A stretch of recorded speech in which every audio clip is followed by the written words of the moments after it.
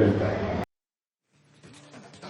ಈ ಕುರಿತಾಗಿ ನಮ್ಮ ಜೊತೆ ಮಾತಾಡೋದಕ್ಕೆ ಕೆಆರ್ ಪೇಟೆಯ ಶಾಸಕ ಮಂಜುನಾಥ್ ಅವರೇ ನಮ್ಮ ಜೊತೆ ಈಗ ಸಂಪರ್ಕದಲ್ಲಿದ್ದಾರೆ. ನಮಸ್ಕಾರ ಸರ್. ನಮಸ್ಕಾರ ಹೇಳಿ ಸರ್. ತಾವು ಸಿಎಸ್ಗೆ ಪತ್ರ ಬರೆದಿದ್ದೀರಿ, ಮುಖ್ಯಮಂತ್ರಿಗಳಿಗೂ ಕೂಡ ಪತ್ರ ಬರೆದಿದ್ದೀರಿ. ಏನಂತ ಹೇಳಿದಿರಿ ಪತ್ರದಲ್ಲಿ? ಸರ್, ಮೊನ್ನೆ ಮುಖ್ಯಮಂತ್ರಿಗಳು ಹೇಳಿದರೆ ಸಂಬಂಧಪಟ್ಟವ್ರ ವಿರುದ್ಧ ಊಹಾಪೋಹ ಅಷ್ಟೇನೆ, ಯಾರ ಕಂಪ್ಲೇಂಟ್ ಕೊಟ್ರೆ ಕ್ರಮ ತಗೋತೀವಿ ಅಂತ ಅಂದ್ಬಿಟ್ಟು ಇದಕ್ಕೆ ಅಲ್ಲಿ ಅಬಕಾರಿ ಇಲಾಖೆಯ ಭ್ರಷ್ಟಾಚಾರದ ಬಗ್ಗೆ ಕರೆಕ್ಟ್ ಸರ್, ಕರೆಕ್ಟ್. ಆಡಿಯೋ ಮತ್ತೆ ವಿಡಿಯೋ ಸಂಬಂಧಪಟ್ಟ ದಾಖಲಾತಿಗಳನ್ನು ದೂರದಾರ ವಕೀಲರಂತ ರಮೇಶ್ ಅವರು ಕೊಟ್ಟಿದ್ದಾರೆ. ಅದ್ರ ಬಗ್ಗೆ ಯಾವುದೇ ಕ್ರಮ ಆಗಿಲ್ಲ. ಸಂಬಂಧಪಟ್ಟ ಸಚಿವರು ಮತ್ತು ಸುಪುತ್ರ ಮತ್ತು ಕಮಿಷನರ್ ಮತ್ತೆ ನಾಗರಾಜ್ ಅನ್ನೋರ್ ಬಗ್ಗೆ. ಜೊತೆಗೆ ಇದಕ್ಕೆ ಪೂರ್ವದಲ್ಲೇ ಸರ್, ನಮ್ಮ ಮಂಡ್ಯ ಜಿಲ್ಲೆ ನಿಮ್ಮ ಆಗ್ರಹ ಏನು ಈಗ ಮಂಜುನಾಥ್ ಅವರೇ? ನಿಮ್ಮ ಆಗ್ರಹ ಏನು ಈಗ? ಅಲ್ಲಿ ಬಹಳ ಕ್ಲಿಯರ್ ಆಗಿ ಮಾತಾಡಿದ್ದಾರೆ, ಮತ್ತೆ ರೆಡ್ ಹ್ಯಾಂಡ್ ಆಗಿ ಸಿಕ್ಬಿದ್ದಿದ್ದಾರೆ. ನಿಮ್ಮ ಆಗ್ರಹ ಏನೀಗ ಸರ್ಕಾರಕ್ಕೆ ಅಥವಾ ಸಿಎಸ್ಗೆ? ಸರ್, ಸರ್ಕಾರಕ್ಕೆ ಮತ್ತೆ ಸರ್ಕಾರದ ಮುಖ್ಯ ಕಾರ್ಯದರ್ಶಿಗಳಿಗೆ ಒಬ್ಬ ಶಾಸಕನಾಗಿ ಒತ್ತಾಯ ಮಾಡೋದು ಇಷ್ಟೇನೆ ಸರ್. ಕರೆಕ್ಟ್. ಅವರು ಏನ್ ನಾಗರಾಜ್ ಅವರು ರಮೇಶ್ ಅವರು ದೂರು ಕೊಟ್ಟಿದ್ದಾರೆ, ವಕೀಲ ರಮೇಶ್ ಅವರು, ಅದಕ್ಕೆ ಅಗತ್ಯವಾದ ಎಲ್ಲಾ ದಾಖಲೆಗಳನ್ನು ಸಹ ಕೊಟ್ಟಿದ್ದಾರೆ.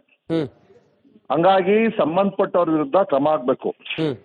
ಅದಷ್ಟೇ ಅಲ್ಲ, ಕಮಿಷನರು ಮತ್ತೆ ಅಲ್ಲಿ ಜಂಟಿ ನಿರ್ದೇಶಕ ನಾಗರಾಜ್ ಅವರು ಬೆಂಗಳೂರು ಭಾಗದ ಅನೇಕ CL7ಗಳಿಗೆ ವಾಣಿಜ್ಯೇತರ ಯಾವುದೇ ರೀತಿಯ ಕನ್ವರ್ಷನ್ ಆಗದಿರೋರಿಗೆ, ಈ ಸೊತ್ತಿಲ್ದಿರೋರಿಗೆ ಮತ್ತೆ ಕೆಲವು 1-2 ಪ್ರಕರಣ ಆರ್ಟಿಷಿಯಲ್ ಫಾರೆಸ್ಟ್ ಅಂತ ಓಡ್ತದೆ, ಅದಕ್ಕೂ ಸಹ ಇವರು ಲೈಸೆನ್ಸ್ ನೀಡಿದ್ದಾರೆ. ಅನೇಕ ನೋಡ್ತಾ ಹೋದ್ರೆ ತುಂಬಾ ಆಳವಾಗುವ ಸಂದರ್ಭದಲ್ಲಿ ಅನೇಕ ಭ್ರಷ್ಟಾಚಾರಗಳಿದೆ. ಬಹುತೇಕ ಇಲಾಖೆನೇ ಭ್ರಷ್ಟಾಚಾರದಲ್ಲಿ ಕೂಡಿದೆ. ಅದಷ್ಟೇ ಅಲ್ಲ, ನಮ್ಮ ಮಂಡ್ಯ ಜಿಲ್ಲೆಯ DC ನಾಗಶಯನ ಅನ್ನೋರು, ಸುಮಾರು ಮಹೇಶ್ ಅನ್ನೋರು, ನಮ್ಮ ಕೇರ್ಪಟ್ಟೆರೊಬ್ರು ಸುಮಾರು ಒಂದು ಮುಕ್ಕಾಲು ವರ್ಷದಿಂದನೇ ಒಂದು CL7 ಅಪ್ಲಿಕೇಶನ್ ಹಾಕಿರ್ತಾರೆ. ಅಂತ ಸಂದರ್ಭದಲ್ಲಿ ಹಳೆ DC ರವಿಶಂಕರ್ ಇನ್ನೊಬ್ಬ DC ಇದ್ರು, ಅವರು ಸ್ಪಷ್ಟವಾಗಿ ಹೇಳಿದ್ದಾರೆ ಪ್ಯೂರ್ಲಿ ಲೀಗಲ್ ಆಗಿದೆ, 100% ಲೀಗಲ್ ಆಗಿದೆ ಅಂತ ಅಂದ್ಬಿಟ್ಟು. ಅದನ್ನ ಅವರು ಮಾಡ್ಕೊಡಲ್ಲ, ಅನೇಕ ಕಾರಣಗಳಿಂದ ಮಾಡ್ಕೊಡಲ್ಲ. ನಂತರ ಪುನಃ ನಾಗಶಯನ ಬರ್ತಾರೆ. ನಾಗಶಯನ ಬಂದ ಸಂದರ್ಭದಲ್ಲಿ ಅವರು ಸಹ ಹೇಳ್ತಾರೆ, ಒಂದ್ ಕಡೆ ನೀವು ಒಕ್ಕಲಿಗರಾದ್ರೆ ನೀವು ಸಿದ್ದರಾಮಯ್ಯನ ಸಂಬಂಧದ ಮಾನ್ಯ ಮುಖ್ಯಮಂತ್ರಿಗಳ ಜೊತೆಗೆ ಆ ಸಮಾಜದ ಒಬ್ಬ ಮುಖಂಡನ ಕಳಿಸಿ, ನೀವು JDS ಕಾರ್ಯಕರ್ತರಂತೆ, JDS ಕಾರ್ಯಕರ್ತರಾದ್ರೆ ಮಾನ್ಯ ಉಸ್ತುವಾರಿ ಸಚಿವತ್ವಕ್ಕೆ ಕಾಂಗ್ರೆಸ್ ಒಬ್ಬರನ್ನ ಮುಖಂಡರು ಕಳಿಸಿ ಅನ್ನೋ ಒಂದು ಸ್ಪಷ್ಟವಾದ ಆಡಿಯೋ ಇದೆ. ಅದು ಸಹ ತಮ್ಮ ಅನೇಕ ಮೀಡಿಯಂಗಳಲ್ಲಿ ಇದು ಅದನ್ನ ತಾವೆಲ್ಲರೂ ಸಹ ಮಾಡಿದ್ರಿ, ಏನು ಪ್ರಚಾರ ಮಾಡಿದ್ರಿ. ಅವನ ಬಗ್ಗೆನೂ ಸಹ ಯಾವುದೇ ಕ್ರಮ ಆಗಿಲ್ಲ. ಜೊತೆಗೆ ಅವನು ಇನ್ನೊಂದು ಅದ್ರಲ್ಲೂ ಸಹ ಅವನು ದುಡ್ಕೇಳಿ ಸಿಕ್ಕಾಕೊಂಡ ಸಂದರ್ಭದಲ್ಲಿ ಆ ವಿಡಿಯೋನು ಸಹ ಸಂಬಂಧಪಟ್ಟಂಗೆ ಕಿತ್ಕೊಂಡಿದ್ದಾರೆ, ಆಡಿಯೋನ. ಅವ್ರು ದೂರದಾರ ನೇರವಾಗಿ ಸ್ಪಷ್ಟವಾಗಿ ಹೇಳ್ತಾರೆ ಅದನ್ನೇ. ಇಷ್ಟೊಂದು ಎಲ್ಲ ಇವತ್ತು ಜಿಲ್ಲಾ ಮಟ್ಟದಿಂದ ಹಿಡಿದು ರಾಜ್ಯ ಮಟ್ಟದವರೆಗೂ ಸಹ ಅನೇಕ ಭ್ರಷ್ಟಾಚಾರಗಳಿದೆ. ಇದು ಯಾಕೆ ಮಾನ್ಯ ಮುಖ್ಯಮಂತ್ರಿಗಳು, ಸರ್ಕಾರದ ಮುಖ್ಯ ಕಾರ್ಯದರ್ಶಿಗಳು ಅವ್ರ ವಿರುದ್ಧ ಕ್ರಮ ತಗೊಂತಾ ಇಲ್ಲ? ಶಾಸಕನಾಗಿ ಹೇಳ್ತಾರದು ಇಷ್ಟನೇ, ನಾನು ಒತ್ತಾಯ ಇಷ್ಟನೇ, ಸಂಬಂಧಪಟ್ಟವ್ರು ಯಾರೇ ಆಗಿರ್ಲಿ ಸೂಕ್ತವಾದ ತನಿಖೆ ಆಗಬೇಕು. ತನಿಖೆ ಆಗಕ್ಕಿಂತ ಅವರು ಕೆಲಸದಲ್ಲಿ ಇಟ್ಕೊಂಡು ಅವರು ನೌಕರಿ ಮಾಡ್ಕೊಂಡು ಅವರು ಏನೋ ಅವ್ರ ಹುದ್ದೆನ ನಿಭಾಯಿಸ್ಕೊಂಡು ಆ ಸಂದರ್ಭದಲ್ಲಿ ತನಿಖೆ ಆದ್ರೆ ಅದಕ್ಕೆ ತನಿಖೆನ ದಾರಿ ದಿಕ್ತಪ್ಪಿಸುವಂತ ಕೆಲಸ ಇರುತ್ತೆ. ಅವ್ರನ್ನ ಮೊದಲು ಅಮಾನತ್ ಮಾಡಿ, ತನಿಖೆ ಆದ ನಂತರ ಅವ್ರು ಸಸ್ಪೆಂಡ್ ಮಾಡಿ, ತನಿಖೆ ಆದ ನಂತರ ಅವ್ರ ವಿರುದ್ಧ ಕಠಿಣ ಕ್ರಮ ತಗೋಬೇಕು ಅನ್ನೋದು ನನ್ನ ಶಾಸಕನಾಗ ಒತ್ತಾಯ. ಸರ್, ಈಗ ನೀವು ನೇರವಾಗಿ ಮಂತ್ರಿಗಳ ಮೇಲೆ ಆರೋಪ ಮಾಡ್ತಿದ್ದೀರಾ ಅಥವಾ ಕೆಳ ಹಂತದ ಅಧಿಕಾರಿಗಳು, ಸಚಿವರ ಮಗ, ಅಷ್ಟು ಜನ ಮೇಲೆ ಸಚಿವರ ಮಗ ಇದರಲ್ಲಿ ಹೇಗ್ ಭಾಗಿಯಾಗಿದ್ದಾನೆ ಅಂತ ಹೇಳಿ ತಮಗೆ ಮಾಹಿತಿ ಇದೆ ಸರ್? ಈಗ ನಾಗರಾಜ್ ಅವ್ರ ಜೊತೆ ರಮೇಶ್ ಅವ್ರು ಮಾತಾಡಿದ್ದಾರೆ. ಸರಿ. ಮಾತಾಡೋ ಸಂದರ್ಭದಲ್ಲಿ ಅವರ ಮಗನ ಹೆಸರನ್ನು ಸಹ ಉಲ್ಲೇಖ ಮಾಡಿದ್ದಾರೆ. ಯಾರು? ನಾಗರಾಜ್ ಅವರು, ಜಾಯಿಂಟ್ ಕಮಿಷನರ್ ನಾಗರಾಜ್ ಅವರು. ಸರಿ. ಅವ್ರ ಮಗನ ಹೆಸರು ಸಹ ಉಲ್ಲೇಖ ಮಾಡಿದ್ದಾರೆ. ಆ ಉಲ್ಲೇಖದ ಧ್ವನಿ ಸುರುಳಿನೂ ಸಹ ನಾವು ಸಂಬಂಧಪಟ್ಟ ಮುಖ್ಯಮಂತ್ರಿಗಳಿಗೆ ಮತ್ತು ಸರ್ಕಾರದ ಮುಖ್ಯ ಕಾರ್ಯದರ್ಶಿಗಳಿಗೆ ಒಂದು ಆಡಿಯೋ ಚಿಪ್. ಕೇವಲ ಆ ಕಾನ್ವರ್ಸೇಷನ್ ಮೇಲೆ ತಾವು ಮಂತ್ರಿಗಳ ಮಗನ ಮೇಲೆ ಆರೋಪ ಮಾಡ್ತೀರಿ. ತಮ್ಮ ಹತ್ರ ಏನಾದ್ರೂ ಪೂರಕವಾದ ಸಾಕ್ಷಿ ಆಧಾರ ಅಥವಾ ತಾವೇನಾದ್ರೂ ಹೇಳಿದ್ದು, ನೋಡಿದ್ದು, ಕೇಳಿದ್ದು ಏನಾದ್ರೂ ಇದೆಯಾ ಸರ್? ಈಗ ಅದು ಬಹುತೇಕ ನಾವು ಗ್ರೌಂಡ್ ಲೆವೆಲ್ ನೋಡ್ತೀವಲ್ಲ ಸರ್, ಇವರು ಬಹುತೇಕ ನಾವು CL7 ಸನದಾರರು ಹೊಸದಾಗಿ ಮಂಜೂರಾತಿ ಸಂದರ್ಭದಲ್ಲಿ ಅನೇಕರಿಗೆ ಎಲ್ರಿಗೂ ಹೇಳೋದಿಷ್ಟನೇ, ನಮ್ಗೆ ಅಷ್ಟೇ ಅಲ್ಲಪ್ಪ ಇದು ಆ ಹಂತದವರೆಗೂ ಸಹ ತಲುಪಿಸ್ಬೇಕು ಅನ್ನೋ ಮಾತನ್ನ ಹೇಳ್ತಾರೆ ಪದೇ ಪದೇ. ಒಂದ್ ಲೈಸೆನ್ಸ್ಗೆ ಕನಿಷ್ಠ ಪಕ್ಷ 40 ರಿಂದ 50 ಲಕ್ಷ ಡಿಮಾಂಡ್ ಮಾಡ್ತಿರೋದು ಬಹುತೇಕ ಎಲ್ಲ ಸುಮಾರು ಹೊಸದಾಗಿ ಹೋದಂತ ಸನ್ನದ್ಧರು ಅವ್ರ ಬೇಡಿಕೆ ಇರ್ತಿರೋದು ಗೊತ್ತಿರುವಂತ ವಿಚಾರ. ಆ ವಿಚಾರ ಅದಕ್ಕೆ ದಾಖಲೆಗಳು ಇಲ್ಲ. ಪಾಪ ಅವ್ನು ರಮೇಶ್ ಅವರು ದಾಖಲೆಗಳು ಸಮೇತ ಕೊಟ್ಟಿದ್ದಾರೆ. ನಮ್ಮ ಹುಡುಗ ಹತ್ರನು ಇವ್ ಸಂಬಂಧಪಟ್ಟ ಮಾತ್ರ ದಾಖಲೆಗಳಿದೆ. ಹಂಗಾದ್ರೆ ಸರ್ಕಾರ ಒಂದು ಇಂಥ ಸಮುದಾಯಕ್ಕೆ ಒಂದು ಸನ್ನದ್ಧ ಲೈಸೆನ್ಸ್ ನ ಮಂಜೂರು ಮಾಡ್ಕೊಡ್ಬೇಕು ಅಂತ ನಿಯಮ ಇದೆಯಾ? ಇಂಥ ಪಕ್ಷದವ್ರಿಗೆ ಮಾಡ್ಕೊಡ್ಬೇಕು ಅಂತ ಇದೆಯಾ? ಸಾಮಾನ್ಯರು ಅವ್ರಿಗೆ ಒಂದು ಅವಕಾಶ ಮಾಡಂಗಿಲ್ಲ. ಲೀಗಲ್ ಆಗಿದ್ರೆ ಬೇರೆ ಪಕ್ಷದವ್ರಿಗೆ ಸಾಮಾನ್ಯ ರೈತರಿಗೆ ಮಾಡ್ಕೊಡಂಗಿಲ್ವಾ? ಇಷ್ಟು ಕೊಡ್ಲೇಬೇಕು, ಅಷ್ಟು ದುಡ್ಡು ಕೊಟ್ಟರು ಮಾಡ್ಕೊಡ್ಬೇಕು ಅನ್ನೊಂದು ಕಡ್ಡಾಯ ಫಿಕ್ಸ್ ಮಾಡ್ಬಿಟ್ಟಿದಾರೆ. ಅದು ನಾನು ಸರ್ಕಾರ ಸಚಿವರನ್ನ, ಸರ್ಕಾರದ ಮುಖ್ಯಮಂತ್ರಿಗಳನ್ನ, ಮುಖ್ಯ ಕಾರ್ಯದರ್ಶಿಗಳನ್ನ, ಒಬ್ಬ ಶಾಸಕನಾಗಿ ನನ್ನ ಪ್ರಶ್ನೆ. ಅಲ್ಲ, ಈ ರೀತಿ ಹಾಡ ಹಗಲೇ ಸರ್ಕಾರಿ ಆಫೀಸಲ್ಲಿ ಕೂತ್ಕೊಂಡು ಲೂಟಿ ಹೊಡೆದ್ರೆ ಹೇಗ್ ಸರ್?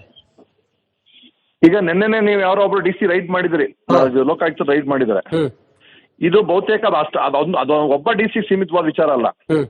ಇದು ಸಂಪೂರ್ಣವಾಗಿ ತನಿಖೆ ಆದ್ರೆ, ನಾನು ಹೇಳಿದಂತ ಅನೇಕ ಪ್ರಕರಣಗಳು ತನಿಖೆ ಆದ್ರೆ, ನಮ್ಮ ಒಳ್ಳೆ ಉತ್ತಮವಾದ ತನಿಖಾ ಸಂಸ್ಥೆ ಕೊಟ್ಟು ತನಿಖೆ ಮಾಡಿದ್ರೆ ಸಂಬಂಧಪಟ್ಟ ಕಮಿಷನರು, ಜಾಯಿಂಟ್ ಕಮಿಷನರು, ಅದ್ರಲ್ಲಿ ಭಾಗಿಯಾದಂತ ಜನಪ್ರತಿನಿಧಿಗಳು, ಸಚಿವರು, ಸಂಬಂಧಪಟ್ಟ ಜಿಲ್ಲಾ ಮಟ್ಟದ ಅಧಿಕಾರಿಗಳು ಎಲ್ಲರೂ ಸಹ ಅದರಲ್ಲಿ ಭಾಗಿಯಾಗಿರೋದು. ಸರ್, ನಿಮ್ಗೆ ನಂಬಿಕೆ ಇದೆಯಾ ಸರ್ ಗೃಹ ಇಲಾಖೆಯ ಕೆಳಗಡೆ ಬರುವಂತ ಲೋಕಾಯುಕ್ತದಿಂದ ಆ ಸರ್ಕಾರದ ಮಂತ್ರಿಯೊಬ್ಬರಿಗೆ ಪನಿಷ್ ಆಗತ್ತೆ ಈ ಪ್ರಕರಣದಲ್ಲಿ ಅಂತ ಹೇಳಿ ತಮಗ್ ನಂಬಿಕೆ ಇದೆಯಾ?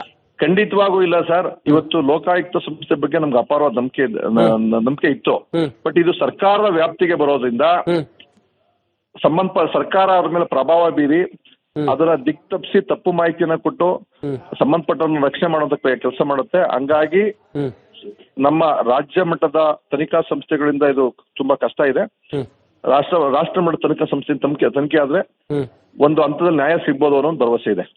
ಈಗ ನೋಡಿ, ವಾಲ್ಮೀಕಿ ನಿಗಮದಲ್ಲಿ ಹಗರಣ ಆಯ್ತು, ಮತ್ತೊಂದು ಹಗರಣ, ಈ ಹಗರಣ, ಇದೆಲ್ಲ ನೋಡಿದಾಗ ಈ ಸರ್ಕಾರದಲ್ಲಿ ಹಂಗಾದ್ರೆ ಮುಖ್ಯಮಂತ್ರಿಗಳು ಇದನ್ನ ಗಂಭೀರವಾಗಿ ಪರಿಗಣಿಸ್ತಾ ಇಲ್ವಾ ಸರ್? ಈ ಮುಖ್ಯಮಂತ್ರಿಗಳು ಅವರು ಸೀನಿಯರ್ ಇದ್ದಾರೆ, ಹಿರಿಯರಿದ್ದಾರೆ, ಹಿಂದೆ ಮುಖ್ಯಮಂತ್ರಿಯಾಗಿ ಕೆಲಸ ಮಾಡಿದ್ದಾರೆ.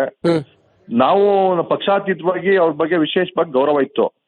ಇವೆಲ್ಲ ನೇರವಾಗಿ ಹಗರಣಗಳು ಸಿಕ್ಕಾಕೊಂಡ್ರು ಸಹ ಅವ್ರಿಗೆ ಸಂಬಂಧಪಟ್ಟ ತನಿಖಾ ಸಂಸ್ಥೆಗಳು ಕ್ಲೀನ್ ಚಿಟ್ ಕೊಡ್ತಾ ಇದಾರೆ.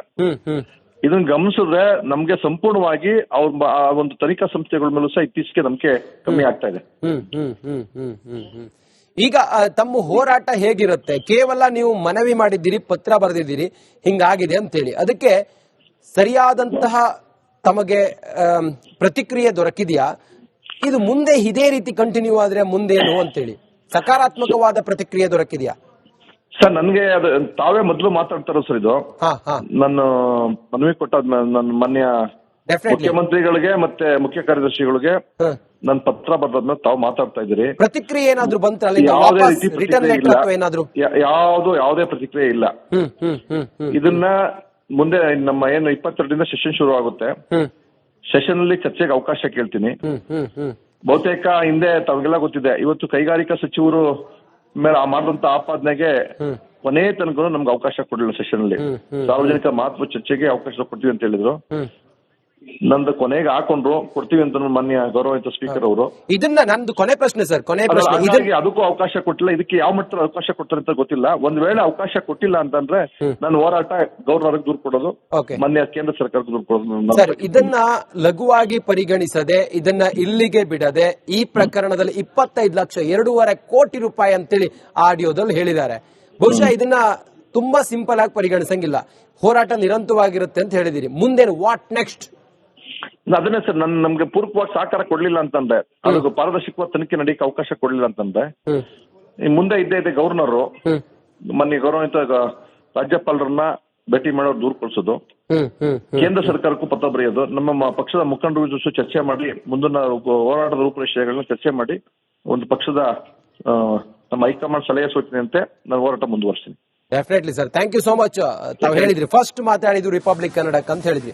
ರಿಪಬ್ಲಿಕ್ ಕನ್ನಡ ಇಂಥ ಭ್ರಷ್ಟರ ಹಿಂದೆ ಯಾವತ್ತಿಗೂ ಕೂಡ ಧ್ವನಿ ಎತ್ತುತ್ತೆ sir. Thank you so much Republic Kannada ಜೊತೆ ತಾವು ಇಷ್ಟೊತ್ತು ಮಾತಾಡಿದ್ದಕ್ಕೆ.